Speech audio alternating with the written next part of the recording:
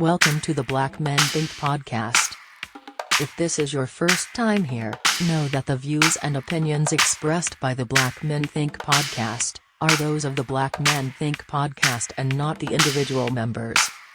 With that being said, we're about to be unapologetically, undeniably black. Enjoy. So look, man, I just got one question. When the last time you had to start over? Yeah. Start over, like a fresh start. You know what's Fresh crazy? start? Yeah, that's the perfect way to put it. I'm sitting in it, bro. Like this is this, man. We just wife and I, we just purchased a new home. So, and for me, you know, it's my first purchase, my 1st home. So, that's the fresh start right there. We've been in it for, you know, almost 3.5 weeks or so now. Okay. Almost a month, moving on a month. Actually, right at a month. Man, time be moving. It's been that long, bro. It's been that long, bro. You know, and shout out to you and the homeboys for coming through, helping the brother move. You know, I mean, it was never again. But you know, man, it wasn't too bad. It wasn't too bad. You had the right amount of help. You know what I'm saying? It went bad. Yeah, I mean, we really got in and knocked it out, and then you know, we already did most of the boxes and stuff like that. So yeah, but it's crazy that you never know how much stuff you have until it's time to move it. It's, bro, moving a house with 4 kids. We're gonna be here for a minute. Just say it like that. Like I ain't trying to do it again anytime soon. You know. I feel you. Anytime soon, but yeah, this is a fresh start, man. It's a new area of the city. It's the furthest I've been out from Atlanta since, you know, being a child and kind of living more north metro Atlanta, but we kind of more south now. So, but it's cool, man. It's quiet out here, calm. You know, we liking it so far. Yeah. What about yourself? Man, I asked that question without even really having an answer for myself. I'm trying to think. The last time I had to start over. Well, I mean, to be fair, man, I start over a lot. Like I'm how so? Just in terms of just like business endeavors and things like that. Like I'm not afraid to fail. But also the reason why I'm not afraid to fail is because I'm not afraid to start something new. Like so for me, I'll say starting new golf has been like something that I started something new. Like it was started back in January of 2021. So like deep in pandemic, you know what I mean? But you know, I took it for a challenge. Like for me, it was about having fun for sure. And it was like that having that time away, but it was a new challenge. And for me, it's a gift and a curse because whenever I start something new, I don't attach business to it, but I attach business opportunities to it, if that makes sense. So I see. I don't turn it into a full-blown business, but I set it up in a way where if business were to come, we can make something happen with it. You know what I mean? Yeah. And for me, a part of that is, you know, when I have fun doing something, I'm always on that search for having things that, you know, if I'm having fun, I'm not working. And as long as I'm not working, you know, that's what I live for, not to have to work, quote unquote work. So for me, yeah, golf has been like that start over. And truth be told, bro, and I know you play some golf too. Every time you go out there to play golf, you legit starting over. Like, because what you did yesterday means absolutely nothing in terms of that next time you go back out there. Bro, golf is the most peculiar sport because everything that you feel like you mastered dies the moment you walk off that course. The moment you walk off. It's insane, man. I mean, really, like, you know, hats off to the pros because they're on another level, obviously, you know. Like, I mean, and it looks easy, right? I mean, you can sit there and turn and they like, make it look easy. They make it look easy, you know, but it's a, you know, I mean, you got to be wired for it. It's one of those games where you either hate it or you love it, you know? but it's peaceful, man. It's interesting. You talked about like, you know, I mean, I guess I had a follow-up question to even what you were saying about businesses. Like, are you a person that you get bored quickly with something, or would you say you just more or less you have a lot of ideas always rolling? More so, I have a lot of ideas that are always rolling. I don't Okay. necessarily get bored with things quickly, but I will say that if I'm not passionate about it, I can leave it alone. Okay. Now, the good thing with leaving it alone, I can always pick it back up because I'll set it up to where I can pick it back up. Yeah. But I have to legit like be in it. So the way I move, if I'm not feeling it, I'm just not gonna do it. You know what I mean? Like, I'm just not gonna do it, bro. And like I said, that's a gift and a curse because some people can look at that and be like, oh, you don't start what you finish, or you don't finish what you start. But truth be told, I set up everything to where I'm in the system business is what I'm focusing on. Like, I set up a system to where if it goes, it goes. And if it doesn't go, I can move forward with it and also come back to it and start that system up. I just need the right people in that system to make it operate. So no matter what I do, versus like if it's like straight out the den with a hip hop blog, I don't blog as much as I used to, but I'm doing playlisting. So it's kind of like, it's not how it was, but I have a system in place where I'm getting submissions, I'm getting paid for those submissions, and I'm putting out a playlist. So it's like it's a system that's going, and I don't have to worry about it. It might not be how it initially started, but now there's a system in place where I can keeps going, and that's income that continues to come in, right? And so, you know, with other endeavors, with Den Music Fest, and even with the music, while they might not be my main source of income, there's still constantly streams of income that's coming in. And at any given time, I mean, you know how it go, bro. Like, you might have a stock portfolio that's killing this year, and then next year it does nothing. And so you got to diversify and make sure everything is moving steady. So that's really how I try to set up life. And you know, whether that's 5 things, 3 things, or of course the pandemic slowed down a lot of stuff. You know what I mean? The world changed. The whole world changed. Yeah, the world changed. The world changed 100%. And with the world changing, I realized what having systems in place is more important than having things, because systems will keep operating through anything. That's interesting.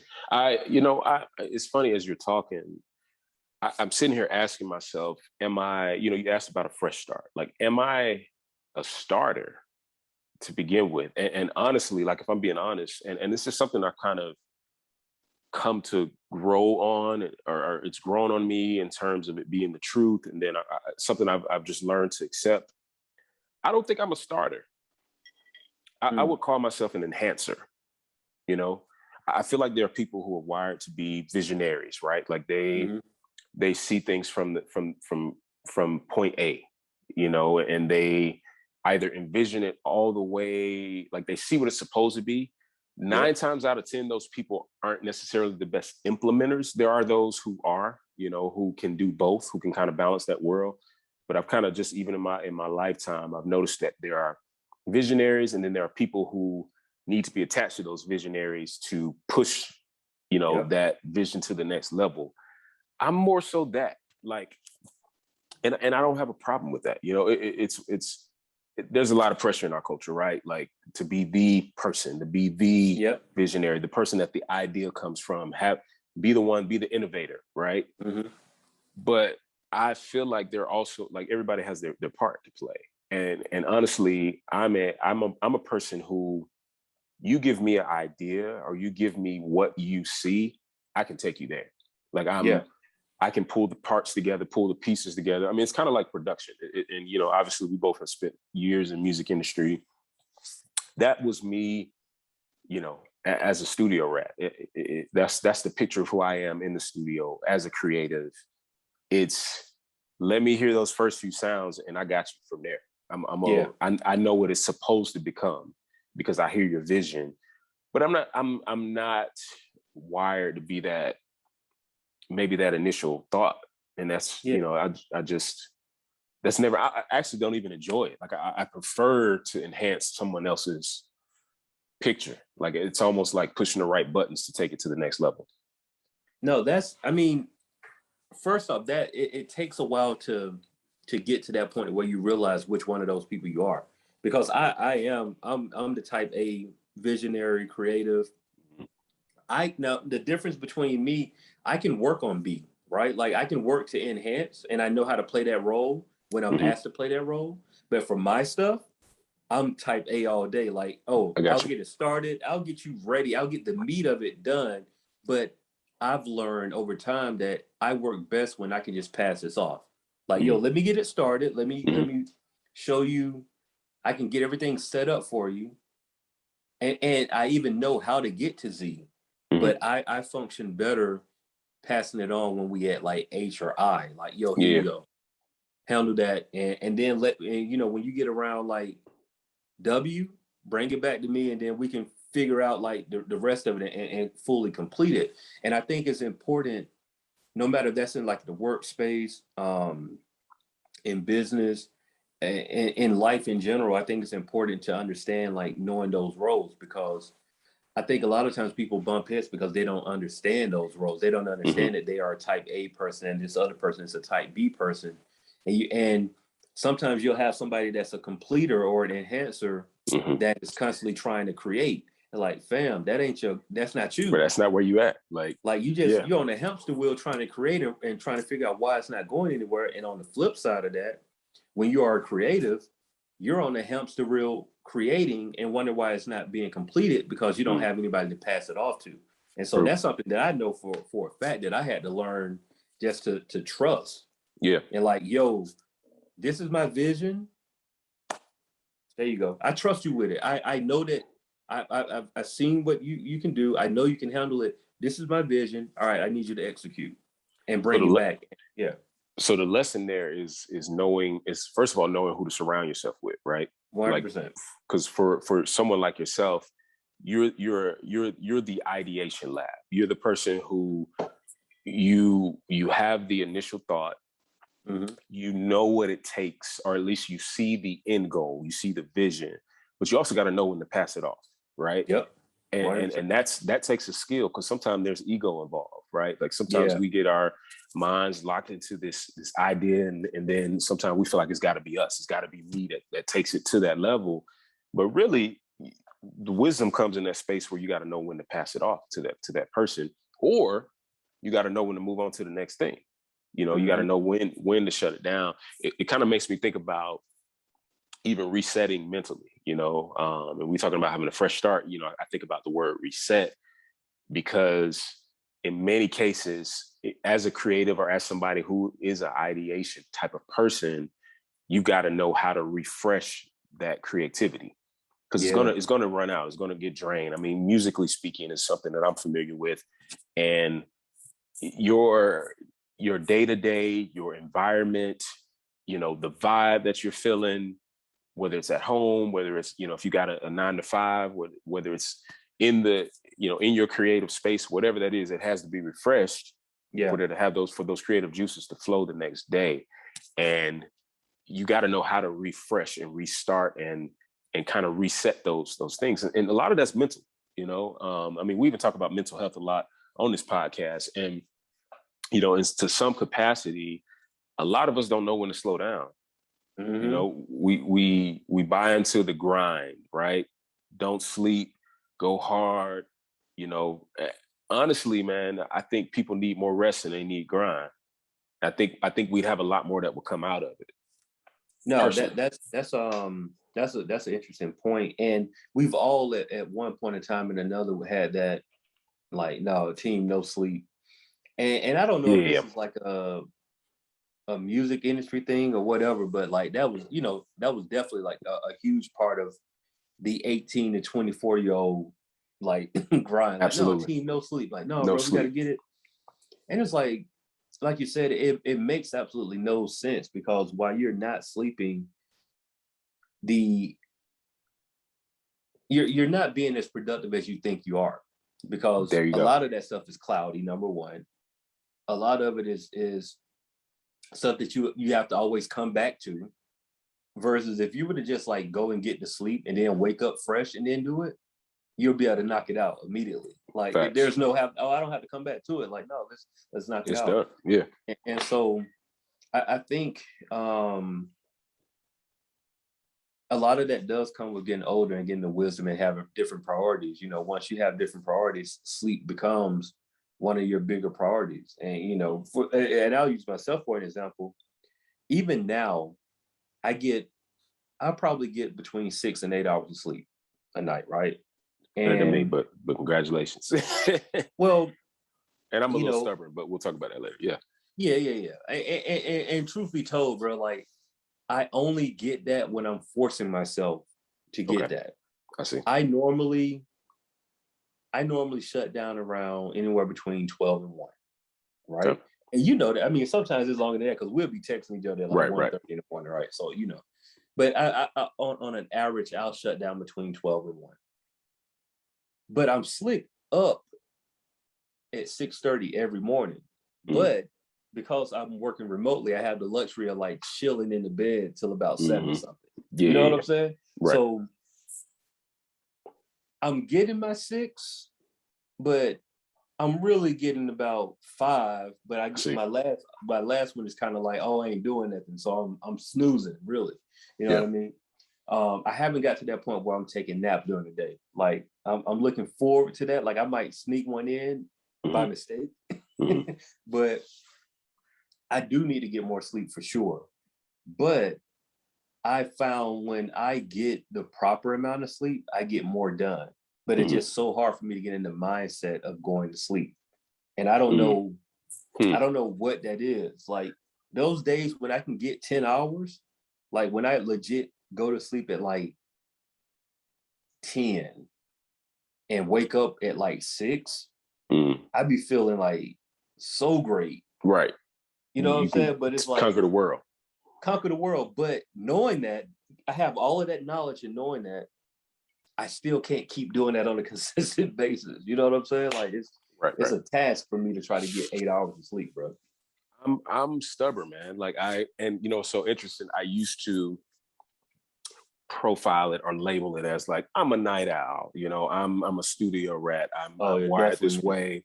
You know, the years of music creation, like this is just what I buy into, blah blah blah blah. But really, honestly, I've learned to assess it. I go super hard for everybody else during the day, whether it's family, whether it's corporation or organization, my staff. At the end of the day, my brain belongs to them. Yeah. So the only time that I get my brain back is when everybody else is out of the way.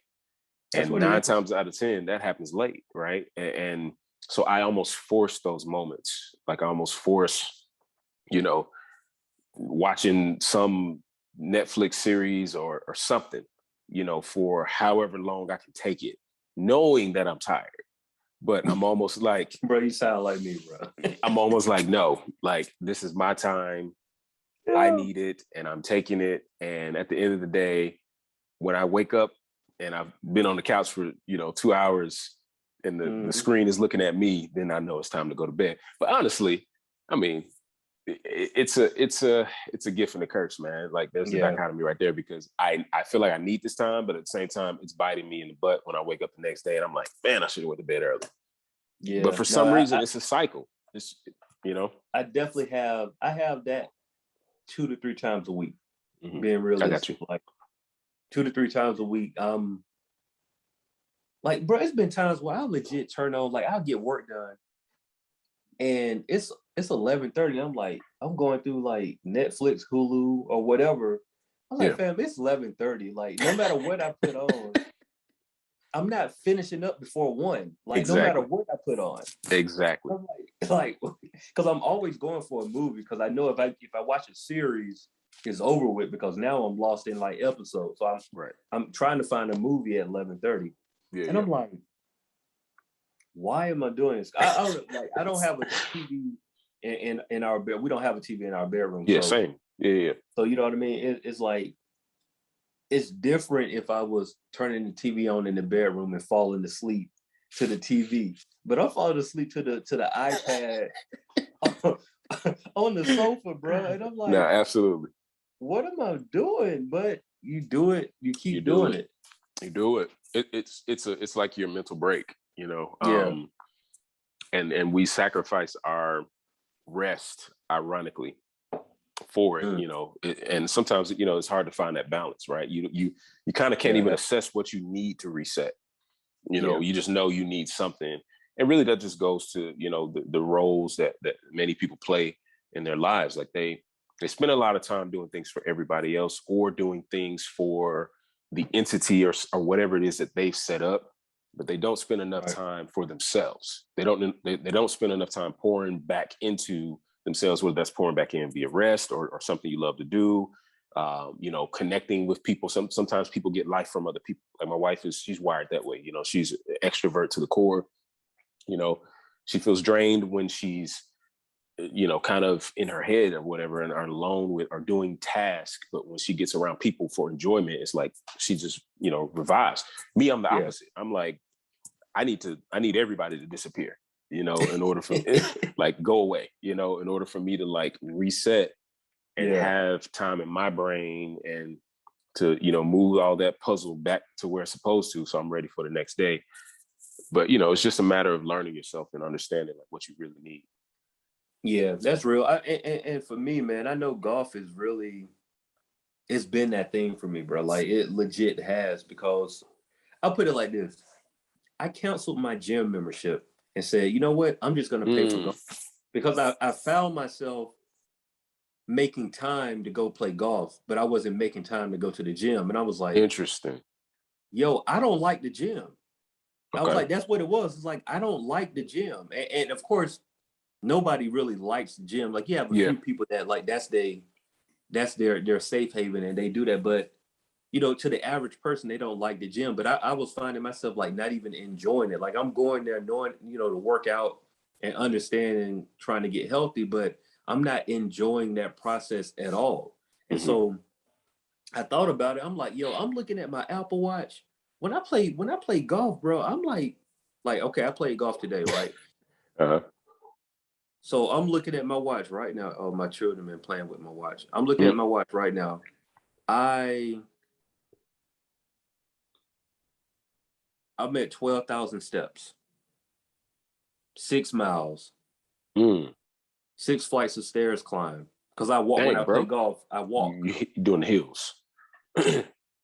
And even though it's only showing that I exercise for 40 minutes, I played golf for like 2 hours. I just didn't hit on my watch that I'm playing golf. So I just let it go off of just natural walking. Yeah. Excuse me. Yeah. I couldn't get any of that at the gym. You know what I'm saying? Like I wasn't doing any of that at the gym. Like my workouts. Yo, that's so interesting. You know what I'm saying? So it was like, make the decision, bro. Like, okay, I'm paying for golf instead of paying for the gym that I'm not really taking advantage of. Sidebar, bro. Sometimes the gym feels like a stage more than it does a refreshing space. You know what I'm saying? Like 100%. How many people are actually walking in there to work out? Or are you walking in there to be seen? I'm just saying. No, that's real. That's real. You know, I think that's why my wife like Planet Fitness more than she like LA Fitness, because LA Fitness feels like a show. LA Fitness is the club. Yeah. LA Fitness is definitely the club. They have more things. I really enjoy LA Fitness solely off because I used to like going and hooping, like just going to shoot around. I don't have that option with Planet Fitness, but outside of that, they legit have the same thing, bro. Like they really do. But I will say, even though I would never admit this to my wife, because we used to butt heads about this, like she's like, "Why don't you just go to Planet Fitness? It's cheaper." Like, no, man, I want to play. You know, I want to hoop. You know, if I want to go swimming, I can go swimming. Never went swimming, but it really just boiled down to like LA Fitness, plenty of people. Planet Fitness, not that many people. So when you go into Planet Fitness working out, it feels like I'm just there for me working out. Yeah. You know what I'm saying? And that's to me, that's the noticeable difference between the two. But Yeah, man. At the end of the day, you're gonna do what you want to do, bro. And for me, I wanted to play golf. I didn't want to work out. It didn't make sense that at one time I played golf like 5 times in a week. I was like, Mhm. I found time to go play golf 5 times in a week, and I did not go to the gym one Bro, time that's that your week. sweet spot, bro. That you found your zen. Your I Yeah, don't even use that term, but like you found like your space. Like that's yeah. the love spot right there, man. Like low key, there was this gym that I used to use. It's gone now. Like the brand, I don't know why the brand disappeared, bro. It was brilliant. It's called Retro Fitness, man. It was up in Mm-hmm. Marietta, and bro, they had a movie theater inside the gym. Mm. A movie theater, and the room that it was in was like layered. So it was a stadium styled room, and every level had like ellipticals and treadmills, but legit That's dope. non-ending movies. Like the entire time the gym is open, so they might be open, 6 a.m. to like 1:30 or something, then Yeah, close down briefly and then open back up. Movies going nonstop, bro. I'm a movie that buff, is man. smart. Bro, I got the most cardio workout in my life with that gym, because I could go in there and run all day. Like Because you literally, like to watch movies. I like to watch movies, Yeah. and they got a variety going up. Like, so you got your action, they try to keep it lively. You might have some comedy classics. Every now and then they'll put on like, they'll throw kind of a mix in there, throw something in there. But I mean, I've watched all the favorites, from Jurassic Park movies to the Marvels, to the Fridays. I mean, they had them rolling, man, and it was a Mm-hmm. brilliant model. The room was dim, because what you're doing, you're focusing on the screen, and you're not even thinking about the work. So you look down, man, you don't hit 2 miles, and you don't even feel Yeah. it. But I mean, that's the only really way that I started enjoying the gym, is Yeah. doing something I love. And I think that's kind of what we're really getting at in this. Like, your refresh is actually doing what you love. Yeah. Even you alluded to it. Like, you don't want to be an entrepreneur at anything that you don't love, because you're not going to enjoy it. I'm not But going to enjoy it. but if it's passion led, it's something that you are going to dive into. It is going to be refreshing along the way. And then if it's in your downtime, you got to do what you're loving. You like don't just try to go make something up and do something that isn't you. You got to find who you are and what you need. 100%. 100%. No, that's a word, bro. That's a real word. And it's amazing how you come to that realization on like finding the time for things that you love to do. Yeah. You know what I mean? And the things that you don't love to do will wither away. Like it'll naturally move itself. And of course, I know like the pandemic definitely did that for a lot of people, because Totally. when you're in a space where you can't do what you normally do, You got to if figure you something love else it, out. if you love it, you'll figure out how to keep doing it, right? Yeah, And so yeah. I looked at the things like in the pandemic, right? Because I thought that I loved DJing, but the reality is I haven't DJed in a year. Like it's just Interesting. so I I was like, never do I even love realized that until you DJing? said it. Yeah. Like, do I love DJing, or do I? Because I do love it, Mhm. but I love it. I love the performance aspect of it. You know what I'm Okay. saying? And so, but through the pandemic, the one thing that I did consistently was podcasting. Mhm. Like it happened every week during the pandemic. Like, okay, I found a way to make that work. You know what I'm saying? And so Yeah. even with golf, I found a way to make that work. Cooking, I found a way to make that work. You know what I'm saying? So it's like Right. gardening. You look at your life, and even though those things might change along the lines, you look at the things that you were able to do when the world said you can't do anything anymore. You True. found a way to make those things work. And it realigns what you might think your purpose is, or what you might think your passions are. They get realigned when you're forced to have to take a long look at them. And it's like, yo, do you really like this? Do you really love this?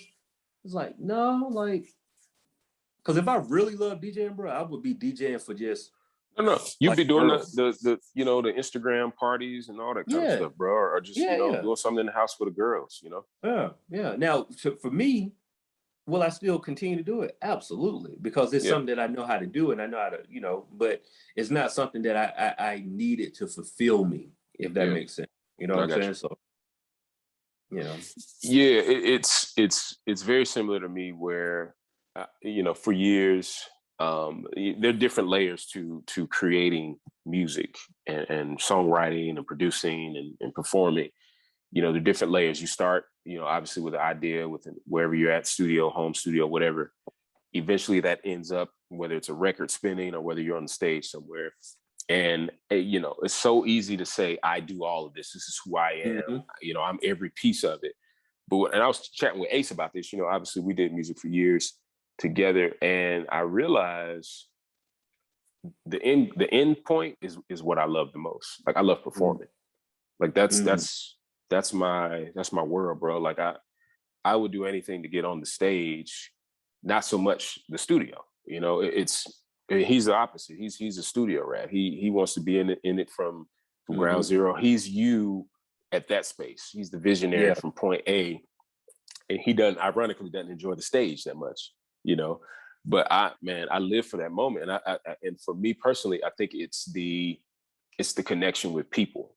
I'm an introvert, and ironically, my connection with people is when they're at a distance, right? Like that's when I want to Mm. engage. That's when, because I feel like there's an opportunity to influence. The voice is here, the attention is here, and it's not even really about me in that moment. It's more about them. More But I about had them. to I had Right. to learn that over time. You know, it started there, and I had to learn how to define where I was going to be the most productive. It wasn't in the studio. Yeah, I can sit in the studio and create a song and feel the vibes from everybody else. And like I said, I'm an enhancer, right? So if the ideas are going, if it's coming from other people, I can keep it Mhm. rolling all day. Ironically, those moments that I was there by myself, trying to create for myself, it was a lot more difficult because Mm. I didn't have those factors involved. It was just me. The idea had to come from me. But when someone sends me something to enhance, or I'm in a room full of others and the ideas are moving from different spaces, I'm in my sweet spot. And then obviously Yeah. when it ends on the stage, it's a whole nother level. I go to a different place. I become a different person. And I think people have to analyze who they are. They have to, first of all, be honest, you know, because Yeah. That's the that's a key. big part of it. Yeah. You know, we have to stop trying to be what we're not, right? And be Yeah. okay with who we are. Yeah. You know, many folks will tell us like, no, you're supposed to be this. You have to do this in order to become this. Not true. Figure out who you are and do that. Figure out who you are. Yep. That's it. Do that. Like, forget the rest of it. Do that. You know. And I mean, I find my joy. I find my peace in those places. No, that's the key, man. Figuring out who you are, and accepting that's who you are. I think is Right. another thing too, because you know, in life we have all of these things that we go through, and we might, some people are defined by those things, and you can get lost in those things and thinking that, like, oh man, I'll use the example of, you might have been an all-star basketball player Mhm. coming up. So your whole life, everybody told you, like, bro, you got to go to the league, you got to go to the league, you got to go to the Mhm. league. And what all of us find out is that the people that go to the league, they go to the league because they're on a different level. Their work ethic is a different level Mhm. than the casual person. Like, Sure. we all play sports, right? I quit football in ninth grade because we had practice on the first day of school. So I realized right then and there, like, football ain't for me, bro. Like, I Yeah. only liked football because it was just something to do. I Right. stuck with baseball, but when I got to college, I realized I ain't trying to play baseball, bro. Like, I'm just saying, like, you Yeah. realize Yeah. that for those people like the LeBrons and all of those other worlds, like, their work ethic to get to where they are, it's a different level. It Mhm. goes be their work ethic goes beyond passion. Like, we Mhm. can be passionate about something, but that work ethic has to go beyond that. Right. And you find out very quickly in life that you might have loved to do something, but if you don't love to work on it, it's not gonna work for you. Well, that's a bar, bro. That's a You know what I bar. mean? Yeah. So you have to figure out what all of those things can align. Like, do I love it? Yeah. Do I love to work on it? Do I love being patient for it to happen? Mm. Because if you're not in that space, then you're gonna be doing a lot of resetting. You know what I'm saying? Just break Mm. back around to No, where you're coming. absolutely. You know what I mean? So you have Yeah. to be in that space and be willing to recognize who you are, for sure, like you said, because no one wants to spend 20 years working on the same thing, bro. And this is not to discourage people because things take time, but what's that old saying? There's more than one way to skin a cat. You know what I'm saying? Like your passion you might think that, oh, I want to be, and I'll keep it very regular. Like we don't have to go like super astronomical or anything like that. Your goal might say, yo, I want to own a car dealership. Like I want to have a Mercedes-Benz dealership, right? And you stuck on Mercedes-Benz, like, oh, I gotta have a Benz dealership. Fam, the Honda dealership right there down the street in your price point available for sale. You won't go there because you stuck on being Mercedes-Benz. Like, fam, go over there to Honda, buy the Honda dealership, sell the Hondas in 10 years, sell that and go and buy the Mercedes. You know what I mean? I'm saying that I'm being tongue in cheek, but you know, it's like sometimes your path is right there, but you scared to go to it. Like you so stuck on this that you're scared to deviate slightly, and that deviation can set you up to go further than you even thought about. Yeah, and honestly, I mean, and you know, I know we're gonna close this out, but we live in a culture that almost requires us to desire somebody else's path, right? Because that's all we see. I mean, obviously, we're social media age, crazed out. You know, we get the real-time glitz and glamour from those who have made it to the top, and sometimes that distracts us, bro. It distracts us from the reality of the path, like the reality of your path, not their path. Their path is their path. You know what I'm saying? Your path wasn't made to look like Diddy's. It wasn't made to look like Khaled's. It wasn't made to look like, I don't know, whatever celebrity you would put into that space that you watch consistently. That's not your path. That's theirs. And kudos to them. Like they got there. They made it. They made it to a certain level. They made the Beyoncés and Jay-Z's and LeBrons of the world. You know, the you know, whoever you would put in that place that you honestly revere and use for inspiration and use for encouragement with your path. But that's not gonna get you where you need to go. And we have to learn to pay attention, you know, a lot less to them and a lot more to our own path, which might look completely different. And you know, because it looks completely different, we're going to learn different lessons at different points. And we got to be okay with that. You know, we got to be okay with that. It's got to be something that we buy into wholeheartedly, because our path comes with its own challenges, with its own routes, with its own doorways, its own walls, you know, its own roadblocks. And at the end of the day, the end goal should be to end up where you're supposed to be, not where they are. And too often we hear people trying to get us to believe that we're supposed to be where they are. Nah, bro, that's their path, not yours. That's their path, not yours. That's facts. That's right. Look, I'm gonna get to this Black History moment. Yes, sir. Real quick, Black History fact. And this one here is particularly, I'll just read it to you. So, while Rosa Parks is credited with helping spark the civil rights movement when she refused to give up her public seat, to a white man in Montgomery, Alabama in 1955, inspiring the Montgomery bus boycott, the less known Claudette Colvin was arrested 9 months prior for not giving up her bus seat to a white passenger. So just want to, I know we always shout out Rosa Parks and nothing away from Rosa Parks, but we also want to make sure that we mention Claudette Colvin, because she did it first, and just, you know, she wasn't recognized for her contribution. So shout out to Claudette Colvin and her family, because her story needs to be told as well. Appreciate that. That's great. Great info. Sure. Yeah, man.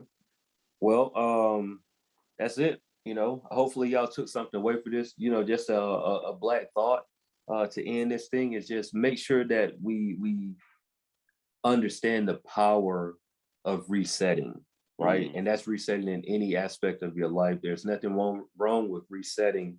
The important part is knowing that you need to reset. And so once you reset, you can work from there. But take a break for yourself, learn who you are, Don't be afraid of change, and, Yeah. and don't be afraid to grow. Mm. And that's And it, man. you're never too old. You're never too old to reset. Because Oh, never I think too old. somebody need to hear that too. Yeah, you're never too old. Never too old. What all that stuff they said, like, man, you got people became billionaires in their 50s and Right. millionaires in their like, fam. We live this thing called life. Period. keep pushing, because like you never know. You never know. Yeah. Just keep going, bro. And value the important things in life. Already. That's it. Well, I can't. How do I sign off? Oh, you say something like, this is the Black Men Think podcast. And listen, man, for our listeners, we want you to subscribe, rate, and review. Make sure you visit blackmanthink.com and blah, blah, blah. I'm going to pass it off to you. I'm going to bring you back. There you go. No, Mo said it perfectly, man. Make sure y'all visit, subscribe, rate, review the podcast, tell a friend to tell a friend.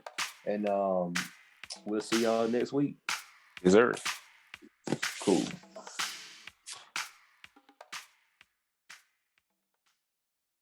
The Black Men Think podcast.